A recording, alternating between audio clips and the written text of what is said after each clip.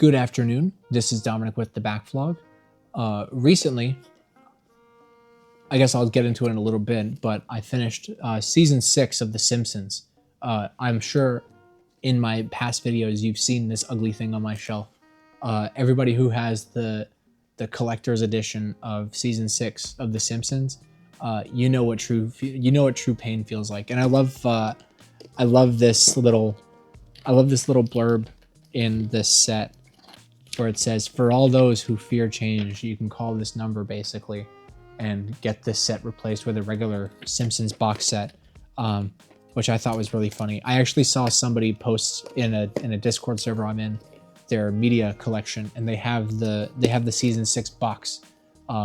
So even though that person will never see this video, to whoever that person was, you're a coward. What can you even say about The Simpsons? First of all, I want to say that I was watching Dragon Ball Z, but I interrupted it because on the Versus Wolves podcast, they recommended for next month's episode to watch season 7 of The Simpsons, which I purchased last year at a community yard sale. And I was like, yes, I'll watch season 7 of The Simpsons eventually. And I realized I hadn't watched season 6 of The Simpsons, so I interrupted Dragon Ball Z to binge watch The Simpsons, and I finished season 6. And ideally, I will have finished season 7 and made my video about season 7 before that podcast comes out, so as to not have their discussion influence mine. But we'll see. I digress. What can you say about The Simpsons? After having revisited The Simpsons, it's been such a long time. I know I loved The Simpsons with its blending of comedy and sentimentality, but I forgot just how effective the comedy was. I throw it on. The first episode is Bart of Darkness, which is where he is, where the Simpsons get a pool and all the neighborhood kids are there. And then Bart ends up breaking his leg. And there's this one joke that I still think about in that episode, and it's so funny, where it's the scene where Bart goes to do the high dive, and he lands next to the pool and he breaks his leg. And Nelson, the school bully, he comes out and he says, "Ha ha," and then Milhouse is like, "Nelson, can't you see he broke his leg?" And then Nelson's like, "I said ha ha." Like, the delivery in this is just, it's golden. A lot of the comedy in these episodes are golden, but then there's also like the really heartfelt episodes too. Like, there's the one episode that sticks out to me. There's the familial conflict between Homer and Homer's dad. I don't remember his old man Simpson's name, Grandpa Simpson. I don't know if he has a name. I don't remember. But you know, they're getting in a fight because of some reason or other, and like there's the one part where Homer's dad basically tells Homer that he was like a mistake, and like the conflict that arises from that is really tragic. And you know, it's like, it still has its bits of comedy in there, but it just feels bad. And you know, they get their differences. They set aside their differences after making some discoveries in the childhood home. But you know, that was a really effective episode. Another one that sticks out is the Lisa's wedding. I don't remember what that episode was called, but you know, it talks about the importance of family, and you know, not abandoning them. And I don't know, it's like, so the premise of it is that Lisa goes to see a fortune teller, and this fortune teller tells Lisa her future of meeting this guy in college, and you know, they really hit it off, and like they're getting married and everything. And this guy's a British dude, and you know, once they're at the wedding, the British dude is like, okay, like once we get married, you never have to see your family again. And Lisa is not really accepting of that, because she doesn't want to abandon her family despite all of their issues, like the overprotectiveness of Marge, or the stupidity of Homer, or the stupidity of Bart, the mischievousness of Bart, I guess I should say. Despite all of those misgivings, like, your family is your family. And, you know, I thought that was a really powerful message too. The episode entitled Round Springfield, where you have the return of the jazz musician Bleeding Gums Murphy, who is basically Lisa's idol, her inspiration for her music. And there's this sequence at the end where, you know, after he passes away, Lisa manages to get, and honestly, you know, Bart kind of like has this B plot, and the way that those things, the way that the A plot and the B plot of that episode combine, is really, really well done. But Bart buys this really expensive record for Lisa, the Bleeding Gums Murphy record that is really the last proof of her, or of his legacy.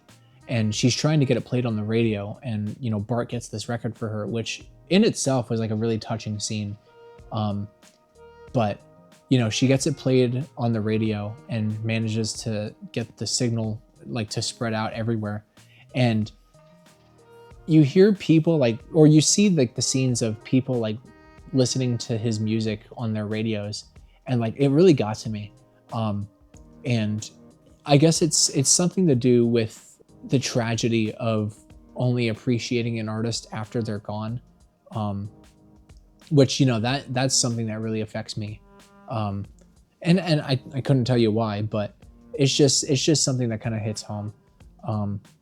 But one of the cutaway gags to this is like whenever Bleeding Gums Murphy's music is playing in Chief Wiggum's car, this is like at the point where like there's like a tear in my eye. Like I'm a little emotional, and I don't remember what happens, but like there's this gag where Wiggum inhales like this like toxic waste or something, and he passes out, and it's like the way that this balances its drama and its comedy is so well done.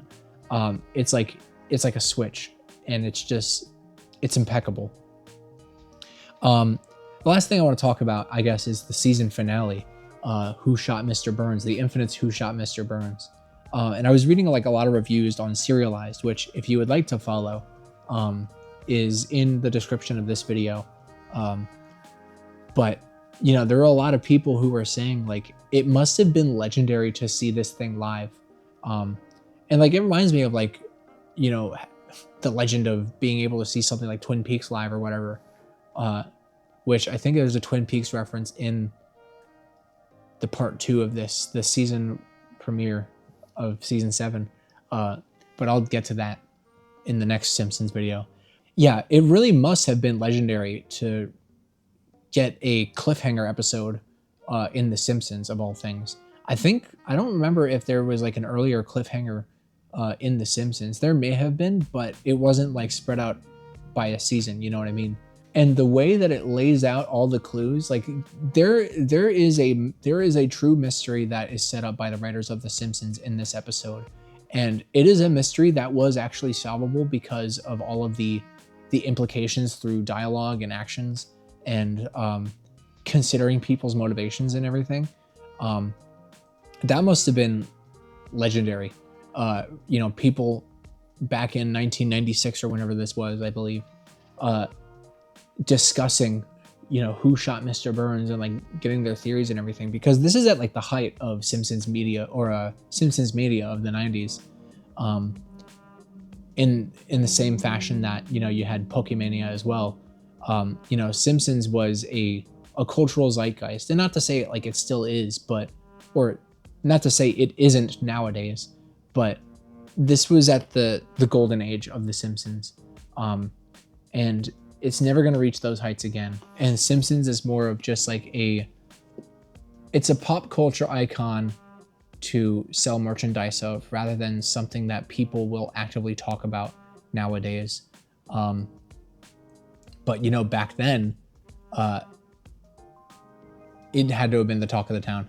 You know, it just would have really been interesting to kind of hear that perspective. If you saw season 6 when it was airing, if you were old enough to watch season 6 while it was airing, and if you remember the Who Shot Mr. Burns Could you give me your insight as to what it was like to see that and to really discuss that, the mystery behind it?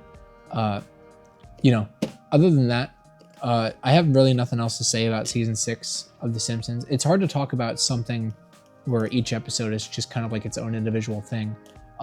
But I guess one thing to say is just, you know, it's immortal. The Simpsons is immortal. And this is like at the height of it. Season 7 may be better though. We shall see. I'm excited to find out.